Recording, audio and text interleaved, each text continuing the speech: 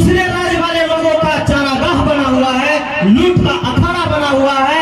आज भी झारखंड में रोजी रोजगार और नौकरी के लेके आज भी दूसरे राज्य के लोग यहाँ हावी हैं और हमारे लोग आज भी बेरोजगारी में विस्थापित होकर आज दिल्ली मुंबई जैसे बड़े शहरों में दिहाड़ी मजदूरी करने के लिए मजबूर हैं। यह है कि झारखंड तो अलग हो गया लेकिन जो यहाँ नहीं बन सकी, जिसके बारे में विस्तार से हमारे भी जयराम दादा बोलेंगे। तो ये जो नीतियां बनने में इतना देर हुआ, इसका कारण है कि जब झारखंड अलग हुआ, आज हम लोग देखते हैं भाई भाई में हिस्सा अलग होता है, तो एक छोटा भाई का घर इधर हुआ, बड़ा भाई का इधर हुआ, हड़िया डेगची सारा कुछ अलग अलग होता है और उसी समय मीटिंग में ही सब कुछ तय हो जाता है। लेकिन झारखंड राज्य अलग तो हो गया, लेकिन यहाँ भी रोजी रोजगार में 90% लोग यहाँ जो सरकारी अधिकारी हैं या अन्य जो विधायिका कार्यपालिका के जो चलाने वाले लोग हैं, वो सारे जगह पर आज भी बड़ा भाई का कब्जा है और हमारे लोग 10% में ही जी खा रहे हैं। तो आप ही बताइए कि अगर हिस्सेदारी हुआ तो जिस छोटे भाई के हिस्सेदारी में था वो बराबर मिलना चाहिए था या बड़े भाई के द्वारा कब्जा किए रह जाना चाहिए था? छोटा भाई को मिलना चाहिए था ना, हिस्सा मिलना चाहिए था। लेकिन आज झारखंड के लोगों को आप देख ले, स्थानीय नौकरी में इस आप पिपरवार को ही देख ले, 90% जो रोजगार है वो बाहरी राज्य के लोगों ने कर रखा है। यहाँ जो ट्रांसपोर्टिंग का कार्य होता है, यहाँ ठेका प्रथा का काम होता है, अन्य जो भी तरह की कंपनियां की जो काम होती है उसमें झारखंडी लोगों का 10% लोगों का ही रखा गया है और 90% लोग जो काम होते हैं उसमें दूसरे राज्य के लोग इन्वॉल्व हैं। तो क्या तो यहाँ के लोगों को यहाँ के संसाधनों पर रोजगार मिलना चाहिए। इसके लिए अब लड़ाई यहाँ से भी शुरुआत करनी पड़ेगी। जयराम दादा के नेतृत्व में पिपरवार क्षेत्र में भी इसकी लड़ाई लड़ी जाएगी। यही आज का कार्यक्रम का मुख्य उद्देश्य है। साथियों, दूसरी बात, एक और महत्वपूर्ण बात कहना चाहता हूँ कि झारखंड में पूरे देश का 42% जो खनिज संपदा है, बावजूद आज जो झारखंड की हाल है, आदिकाल से जल जंगल जमीन और खनिज पर समुदाय का अधिकार रहा है। जब से मानव इस धरती में आया तब से इन संसाधनों पर समुदाय का ही अधिकार रहा है। मुगल काल तक किसी सरकार ने, किसी राजा ने, किसी भी शासक ने आपके जल जंगल जमीन और खनिज पर लूटने का काम नहीं किया। लेकिन जब अंग्रेज यहाँ पर आए, ईस्ट इंडिया कंपनी यहाँ आई और जब औद्योगिक क्रांति हुआ यूरोप में, तब यहाँ अंग्रेज यहाँ लूटने के लिए आए और कलेक्टर राज यहाँ स्थापित हुआ और कलेक्टर ने सारे अधिकार को अपने हाथ में लिया और आपसे जल जंगल जमीन और खनिज संसाधनों को लूट कर ब्रिटेन ले जाया जाने लगा और जाके यूरोप के उद्योगों में यहाँ का खनिज संसाधनों को उपयोग करने लगा और पूरे दुनिया में माल तैयार करके बेचने के और अमीर बनने का सिलसिला शुरू हुआ। दुर्भाग्य से अंग्रेजों के समय से जो लूट की प्रथा शुरू हुई, आज आजाद भारत के 75 साल बाद भी कायम है।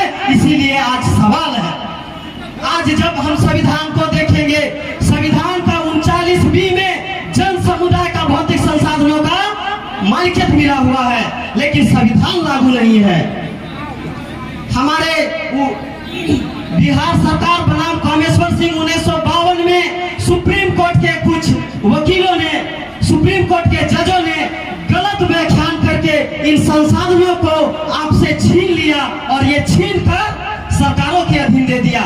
1970 तक ये चलती रही। बाद में कोयला का राष्ट्रीयकरण हुआ, तमाम खनिजों का राष्ट्रीयकरण हुआ, लेकिन पुनः 8 जुलाई 2013 को ऐसा फैसला आया कि जमीन के नीचे जो खनिज है वो खनिज सरकार का नहीं है, कोई सीसीएल का नहीं है, कोई अदानी का नहीं है, कोई अंबानी का नहीं है, वो जमीन मालिक का है।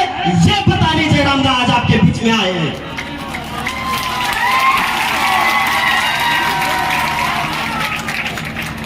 तो ये जो संपत्ति है, इसका एक छोटा उदाहरण दे दूं।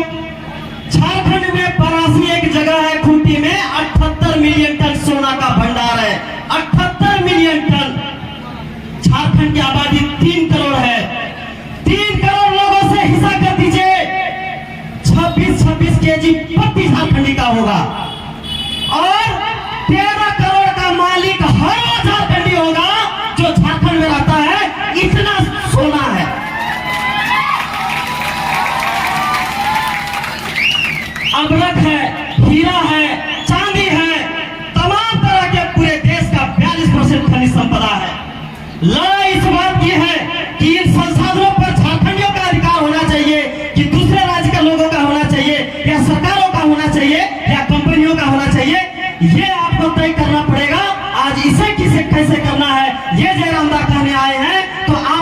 साथ है?